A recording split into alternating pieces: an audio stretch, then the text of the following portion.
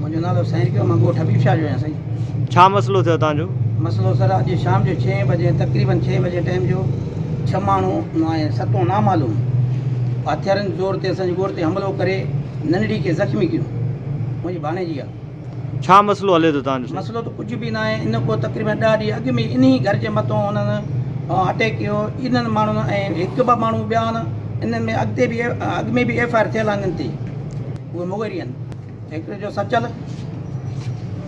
ॿियो जो अरबाब, टे जो ज़फ़र,